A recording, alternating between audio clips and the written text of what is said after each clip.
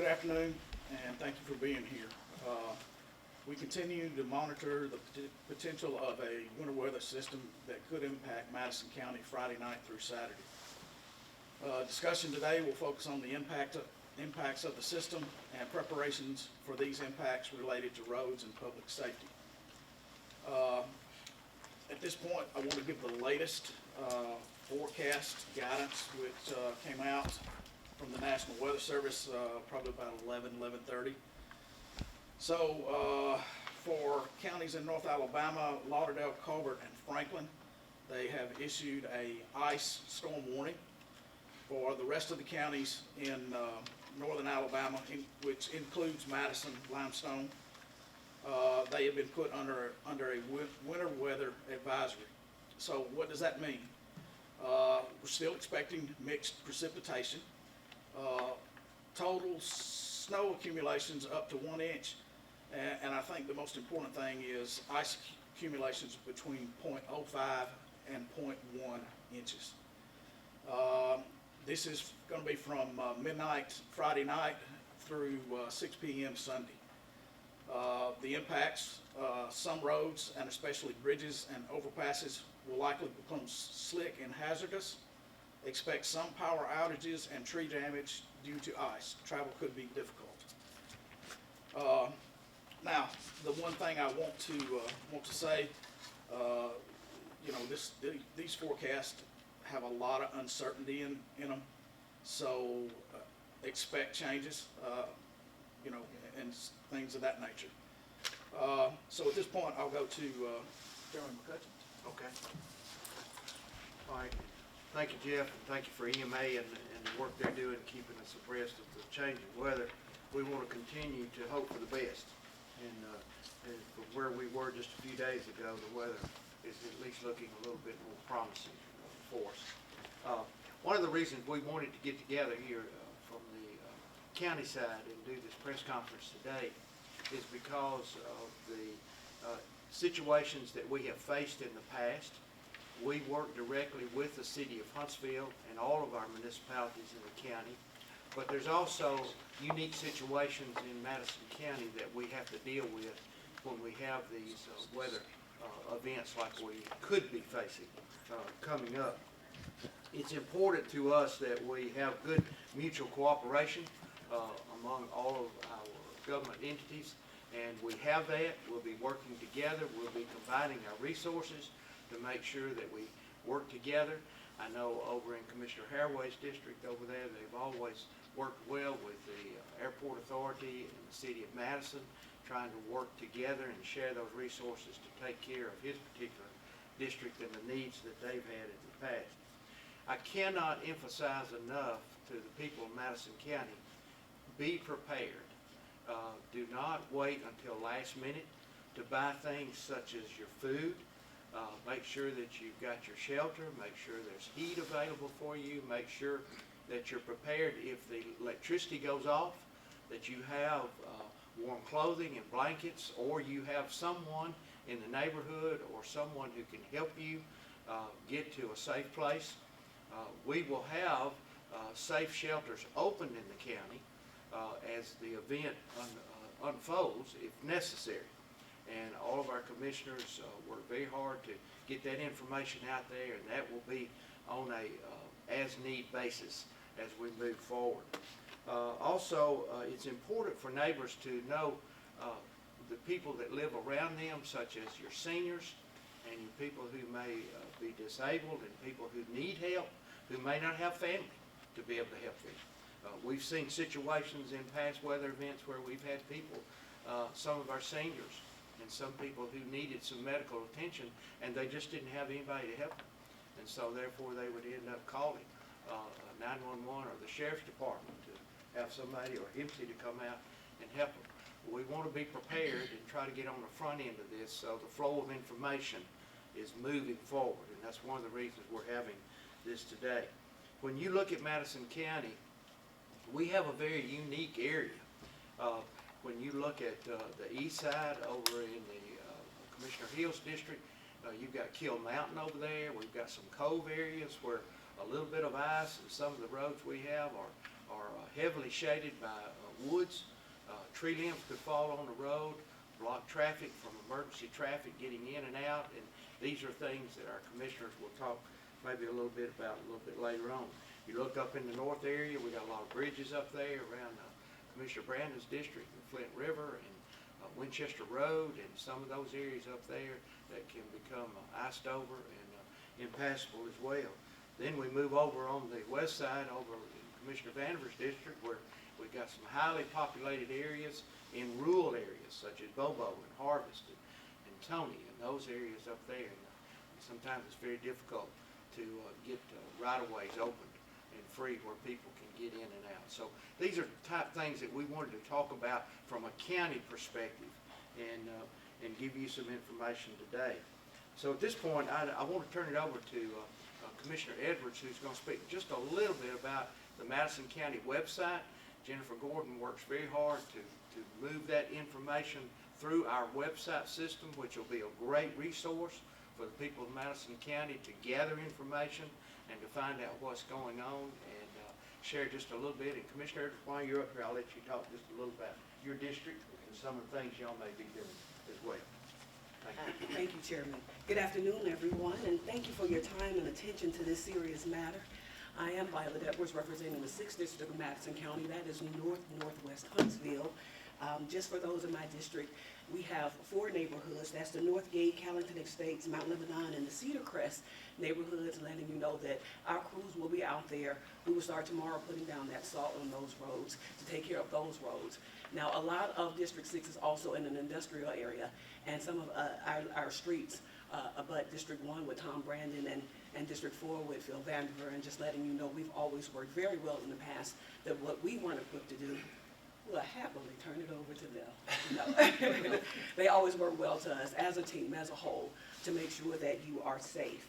The website, MadisonCountyAL.org, is the best place to go to get all of Madison County's updates. As the chairman said, we have a crew, we have our social media team, and they will be updating that website as well as our we-Facebook page. So anything coming out of the county, that is the best place to go. Also, right now in the district, in District 6, we have a lot of, we're concerned about our unhoused population. And so all of our shelters are available, as well as the living room on Governor's Drive. That is usually who we partner with to help provide food. Right now, there is a shortage of volunteers. You can go to my Facebook page right now. There's a sign up to just help serve, to help blankets, to just be there. And once we have all of those slots filled, I will pull that down. But just letting you know that we have everyone in mind. We want to take care of everyone. And as we prepare, even with my young kids, in my head I see that it's going to be a beautiful white winter wonderland. But keep in mind that we're not talking snow, we're talking ice. So while you want to jump down the steps and go play, or you want to go build your snowman or whatever, you want to go out and you want to clear off that driveway, just keep in mind that this is ice and there is a fall hazard. And that's all I have here for District 6. Mr. Bearwell? Thank you, Commissioner Edwards. Thank you very much. All right, let's go now to District 1, and Commissioner Brandon will let you talk a little bit about the new market and up in your area. Yes, Commissioner Brandon, I'm up in the District 1. That's Hazel Green, New Market, Meridianville, Plevna, that area up there. We have, again, many of the things that I'm going to say I'm sure will be repeated as we go along. The understanding of we have brine available to treat the roads if that is necessary.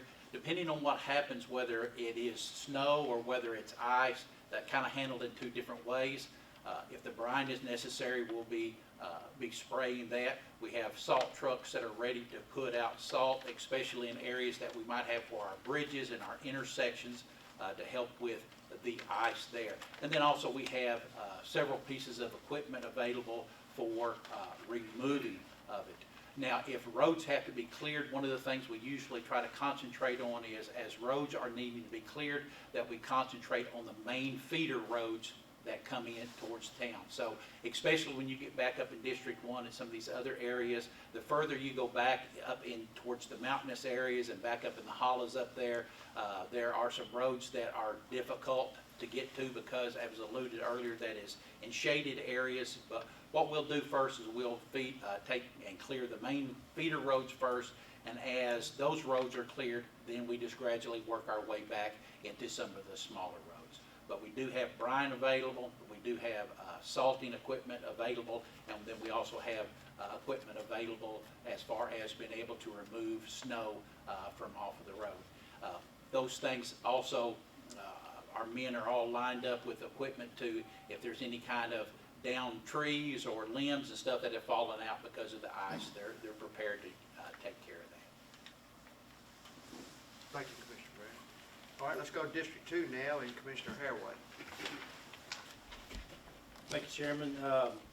He said, I'm Steve Haraway, and I've got District 2, which is the southwest corner of the county, city of Madison, the airport, everything out around the airport, Research Park, and then the town of Triana. Been in contact with Mayor Bartlett from Madison and Kent Smith, Public Works Director. We've got a plan in place. We're going to help them with some of their areas, the elevated areas with brine and things like that. Been on the phone with Mayor Cottle, gone over kind of what they need. Going to make sure that all their stuff, their needs are covered.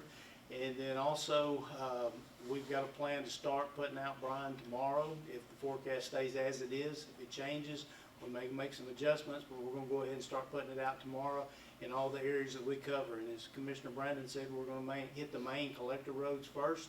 And then if we get time and we're allowed to get back into some of the secondary roads, we'll try to do that too. But our main focus is get the collector roads open where we can get emergency vehicles and those type things through. This last 2 years ago when we had the ice storm, Commissioner Vandiver and myself and Public Works Director Chris McNeese went up to Tennessee and spent some time with the folks up there and learned a lot about dealing with ice. And this looks like we're going to have more ice than anything else. So I think we're better prepared for the ice this time. I've invested in some salt spreaders that I didn't have last go round. The brine situation, we're much better because Commissioner Vandiver invested in a system that we can get brine a lot quicker. We all have tanks now in our districts where we have brine stored and available to get to it much quicker. So I think overall we'll be able to handle this in a better manner than we did last time. My guys are ready. We've got all of our equipment set, and all we got to do is the weather starts and we're ready to go. So hopefully we won't need it, but if we do, we're going to be ready for it. And one thing, if you do have to get out, and I see it so many times because we're out during these storms for 24, 48 hours at a time. If you get out, leave space between you and the car in front of you. So many people just tailgate and ride right on top of a car, and they go to hit their brakes and they can't stop. So just back off a little bit, give yourself some room, and I think it'll be better off. And I think it'll help us, it'll help the emergency crews that have to go out when these wrecks take place. So we'll see what happens, and if it does, we do get some ice or we get snow, we're going to be ready and we're going to react, and our guys will get right after it. So thank y'all. Thank you, Commissioner. Let's go to District 3 now, and Commissioner Hill. Commissioner Hill. Good afternoon. My name is Craig Hill. We serve District 3 in the eastern part of Madison County. The outlier we have in our district is Kill Mountain, and to be able to appropriately take care of that area, recently we did purchase a tank. We have brine at our Brownsboro office. As we put a plan together earlier in the week, we decided to just kind of wait and see and maybe be available if there's a short window where we can treat with brine and it make a difference. We have staged equipment on Kill Mountain, but as consistently throughout the commission, you're going to hear a similar take on the process. We're flexible. We're going to work together. We're going to do the best we can, keeping travel routes open for emergency vehicles.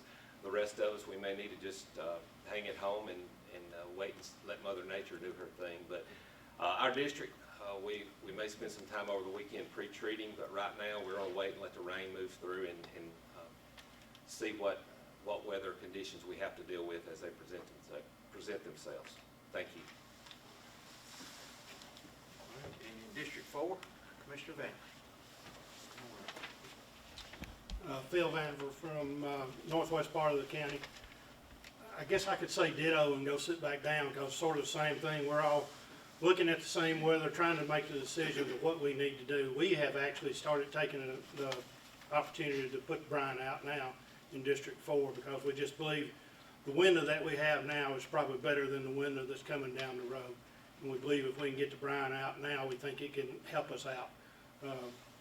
You know, we're all working the same equipment, trying to work and make sure that we're doing the service that we can do for the citizens out there. This is a teamwork from all 7 of us together. Commissioner Riddick couldn't be with us today, but this group really works very well together. So if there's something somebody else needs, we'll jump up and go help somebody else or do something else. We're working great together on our brine, working on our equipment, and so this team can get the job done. I believe we're here to work and do the right thing. Our employees, I just want to say thank you for what they're going to do because I know what it's going to take to pull this off. This is going to be some late night hours or early morning hours getting out and working where the road's clear and where we can get out and get the work done. And so I just appreciate each and every one of them. Our sheriff's department, they'll be out for us, helping us out, and we may be pulling you out of the ditch every now and then, Kevin. So, you know, it's a team effort that we've got to work together and pull this off for the citizens of Madison County, and I believe we're ready to do that. Thank you, Commissioner Family. I want to say thank you to all of our commissioners and the work that they do, because just like his comments, they do, everybody works together as a team. All right, let's turn it over now to Sheriff Turner, and Sheriff, share a little bit about what y'all have planned in preparation. Thank you, Chairman. Again, Kevin Turner, Sheriff here in Madison County. You know, we talked about, I'm going to echo a little bit of what Commissioner Vandiver said. This is all about teamwork and cooperation. The commissioners that you see behind me, the plans that they put in place to make sure that the roads are going to be safe, and the preparations that they put in place to make sure that the roads are able to get out and let's get from point A to point B. As far as public safety goes and the sheriff's office, our deputies are going to be all hands on deck. We will be out monitoring the roads. We'll also be answering calls as usual. We will be making sure that we get all of our first responder employees to work to make sure that we all are up in full speed and making sure that there's no drop off in public safety. With that being said, the deputies will be relying on a lot of the opinions of the commissioners and the people they have working for them, and letting us know road conditions as far as what they see from their point of view. The deputies will be concurring with them and letting them know, what they see out there. But it's all about teamwork. It's all about making sure that we have safe roads and, getting through this timeline over the weekend. That's our main goal, is getting to the end of it and making sure that everybody comes out of this safe. As far as keeping up with what's going on, you can go to our website, the Sheriff's Office website, our Facebook page, our Twitter page, and we're going to be keeping you up live updates on what's going on in the road conditions. So if you do see a barricade, listen to the barricade. Do not go down the barricade, okay? 1, you'll get a ticket. 2, you will, the insurance coverage is probably going to walk away from you if you go past the barricade. So just use your head on that kind of thing, and make sure everybody's safe. And if you have any issues or problems, please reach out to the Sheriff's Office, okay? Thank y'all. And Sheriff, there'll also be, on the website, there'll be contact numbers there. Yes, sir. I'm sorry. Yes, sir. You can call them. Okay, good. Yes, sir. That way people will call in and look out. All right, next up's gonna be our 911 Director, Dylan Wissant, and he's got with him Chief Jones from Tony's Laundry Fire Department and our rescue mission spots. I'll let y'all come up and talk to us a little bit about communications. A lot of times we've had in the past in weather events where we'd have people have a transport emergency, and they would maybe call 911, and it would be just something of a transport rather than a real emergency. And so we've got to be careful of how we tie our resources up. And so Dylan, why don't you share a little bit about public response and contact and our volunteer fire department organization and our rescue squad working together. Thank you, Chairman. Again, my name is Dylan Wissant, Director of Emergency Communications for Madison County Fire. Like Chairman mentioned, we have had history of 911 being inundated with calls, sometimes non-emergency events. The big thing we want to stress going into this is to emphasize the use of 911 and making sure that it's being used appropriately for those emergency cases. with this,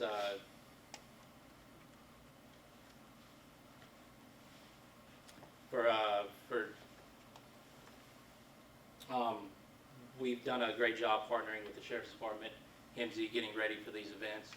We, up at the 911 Center, have prepared our lodging.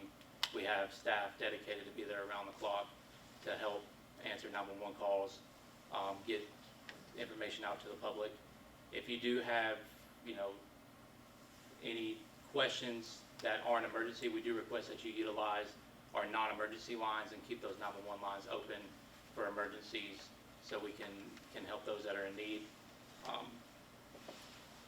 Just please understand also that we are anticipating a significant increase in call volume as we go into this event and beyond, even after the weather's done and the roads are still, untreated, the call volumes are still going to persist. So our dispatchers will be actively triaging both emergency and non-emergency calls to ensure that critical incidents are received and we, triage a priority response. However, just don't, our local fire departments are going to be using their resources to help in those emergency situations. HIMSI is going to be transporting emergency, patients to the hospital. Expect a delay in emergency services as we get into this event. With the unknown, we aren't sure how icy or how long these transits may take. So just understand when you are making these calls in 911 that the response times may be longer than normal. Some up to an hour, 2 hours, just depending. Like they mentioned, we have a diverse county. It is difficult to traverse the mountain and sometimes in these coves. So as you're expecting emergency responders, please understand that we do have your calls. They're all being tracked and we're getting to you as soon as possible. But please utilize the non-emergency numbers for those if you need information on warming stations or transport requests. Lastly, I do want to touch on the volunteer fire departments and other public safety responders out here that we, as much as we would like to transport civilians to these warming stations, we do have to prioritize those emergency events first. So if you would like to contact our non-emergency line for any inquiries or questions about warming stations or getting to those, feel free to use our non-emergency line. But for emergencies, we request you use 911 and keep those lines for true emergencies. Thank you. Good deal. Any response from the chief? You have anything to say? David, on the rescue squad? Okay. All right. Now let's turn it over to Mr. Don Webster. He's here with us with HIMSI, and they're a vital part of our response unit. So, Don, come on. Thank you, Chairman. Appreciate it. Yes, sir. Good morning. Don Webster, Community Relations Director with HIMSI, Huntsville Hospital Emergency Medical Services. Basically, kind of like what everybody has talked about. It's going to take us, we're going to have ambulances scattered all throughout the city of Huntsville, Madison County, is that we have appropriate coverage to the best we can. We rely very heavily on the volunteer fire departments, 17 volunteer fire departments, the sheriff's department, as well as the commissioners themselves to keep us updated about the roads, the passage, and what we're encouraging the public to do is to make sure when you call 911 that it is a true emergency, that it is emergency. Not that, I've been feeling faint for a few days or whatever the case may be. We know that as this system, as the storm system progresses, people are going to get out. They're going to get out on their four-wheelers and side-by-sides and do things that they don't normally do in the regular times unless the roads are slick and everything. So we know we're going to get busy.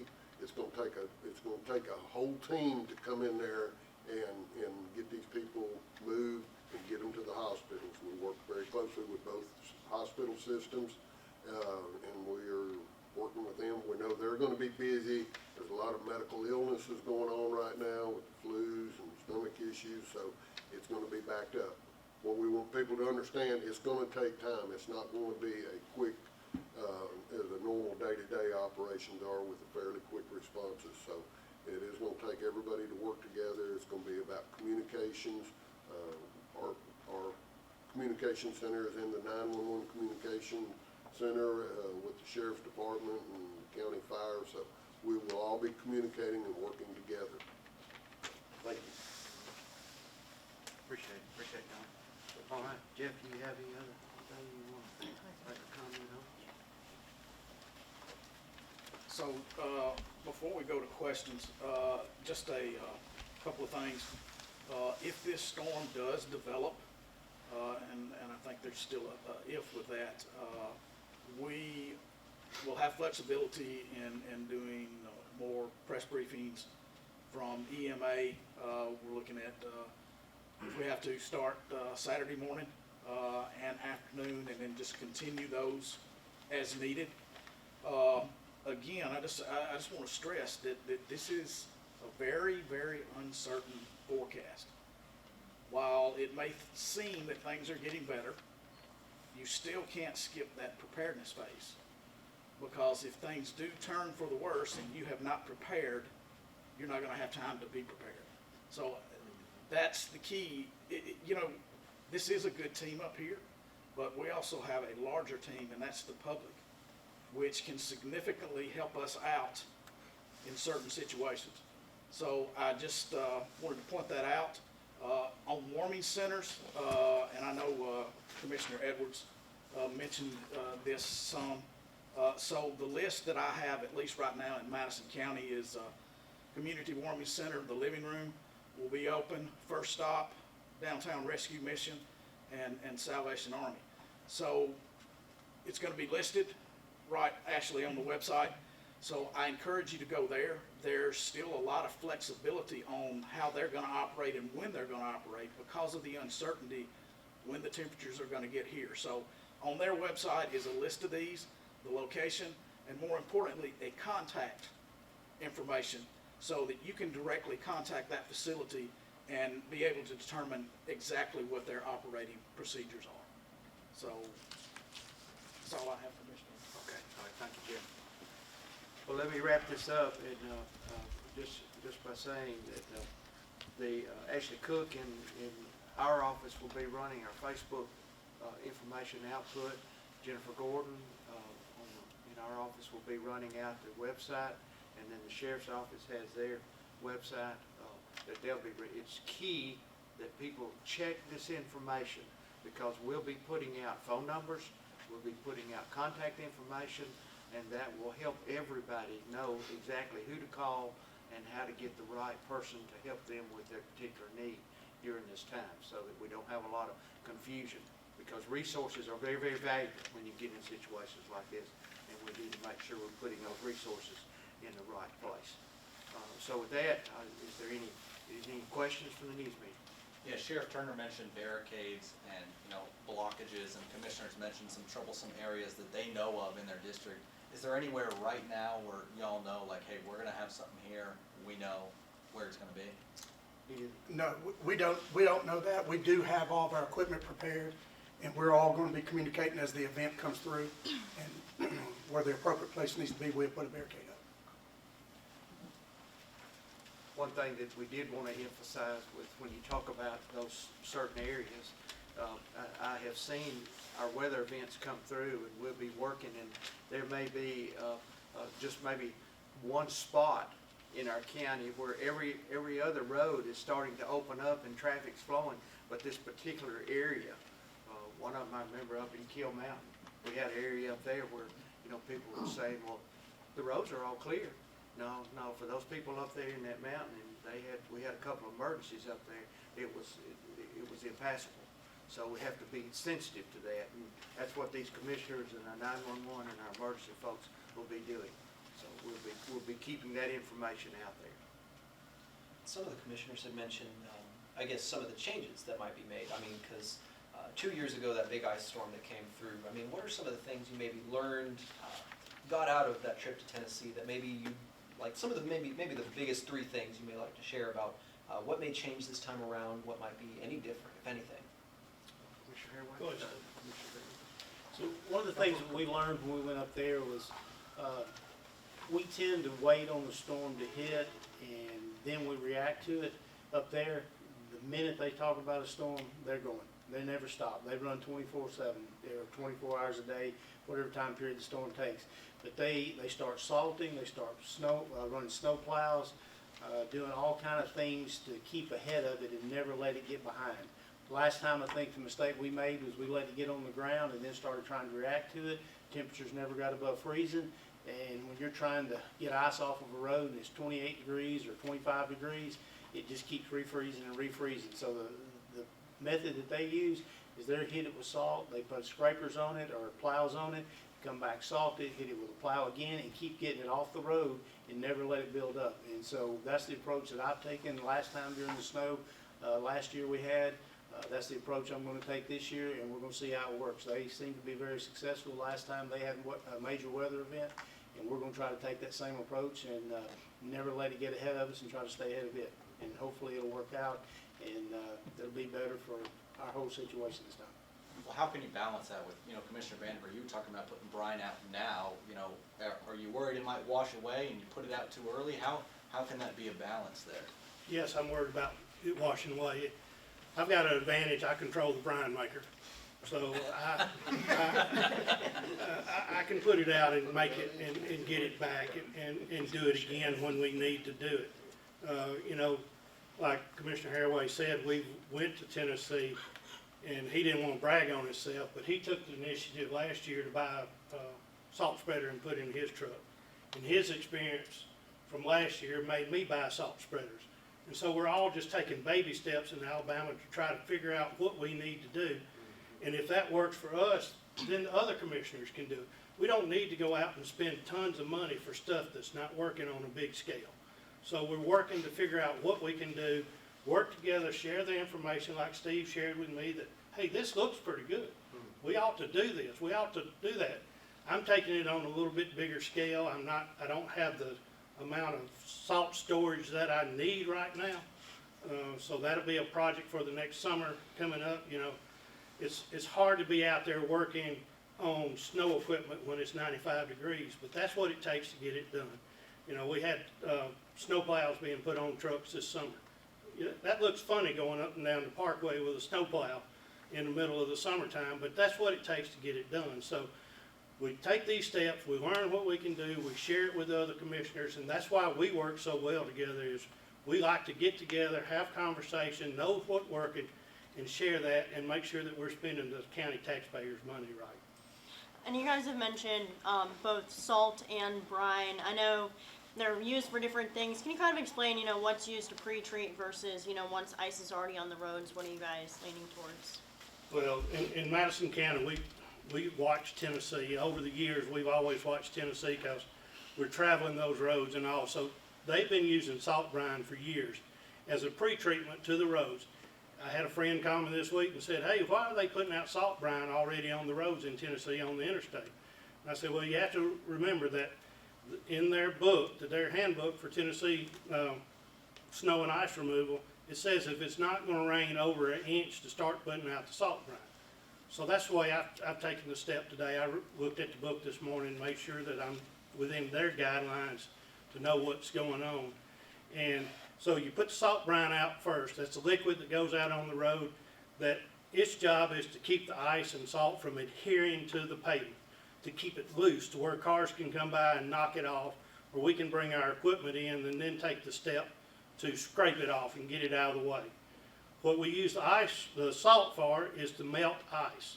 So once it gets past us and it gets ahead of us, we have to come back in with the salt, and that's why we're learning from these steps that we're taking now. How's that going to work? The book says put 250 pounds of salt per lane mile as you go. So how do we figure out that? We're working on those. We actually got a truck out this week and played with it to see how much what it took to get 250 pounds of salt out. So, living and learning and experiencing these things in trial and error is what it takes to get us to that point. I wish there was a book that just said, you got to do this, but, one of you asked questions about where are we going to block the roads. Well, each one of us knows in our mind the 5 or 6 places in our community that we're going to have issues with. But we got to wait till that happens. We got to wait till that ice gets on the road. We got to wait till that snow. I know Douglas Road is going to get froze over on the top of the hill. So that's one of the roads I always ride first to evaluate the rest of the county by. So it's just steps and things that you've learned in the past, and each one of us have that knowledge. We've all been commissioners now 7 years, 6 years? 7? 6 years. So we've all taken the steps and learned what it takes to do the job that we gotta do. And just appreciate everybody working with us. And I know each, you know, commission district, you guys kind of work together, you kind of have your own resources. Is there like a, you know, specific number of trucks that will be going through with, you know, that brine, or do you guys kind of know how many trucks you have? I can tell you mine, I don't have as many road miles as Commissioner Brandon, Commissioner Hill, Commissioner Vanderbilt, because mine is a lot of it's city, but I do have road miles. I've got one truck that holds 1,300 gallons of brine, and we can cover quite a few roads, quite a few miles every day. I've got 2 trucks that I've added salt spreaders on that I didn't have before. I've got a motor grader that we'll be using, and I'll probably be running it mostly. And then we have a truck with a snow plow on it that we'll be using. And then these guys have a lot more resources than that, and I'll let them tell you. Because that's a good point, because when you look at our road miles in the county, you look at District 1 and 3 and 4, they're our primary big road miles districts. Of course, their equipment, you know, would be more in those districts. With the potential for rain before it ices over, I mean, could that change your guys' plans at all? I mean, are there any worries that any brine they put out preventatively might get washed away with any rain that comes through? Well, sure, there's always that call that you have to make, but you just have to, like the commissioner said, you just have to go through it. Go ahead. Well, I think, in my stance this morning was, I'd rather have some out and get 50% benefit out of it than have none out and get 0% benefit out of it. So we took the step to go ahead and start putting it out.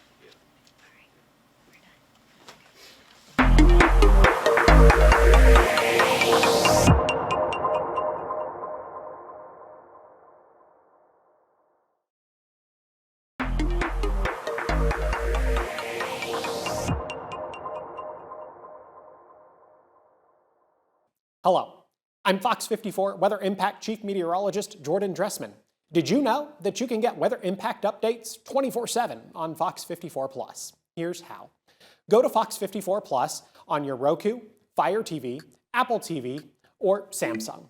Once you're on the main screen, push the down arrow and click on the Fox 54 Plus Weather Impact 24/7 block. Here, you'll find radar, current temperatures and conditions, traffic cams, forecasts, and more, all available on demand. Want to get back to the main channel? Just push the down arrow and click on the 24/7 stream button. It's your weather impact updates 24/7 on Fox 54 Plus. Start streaming today.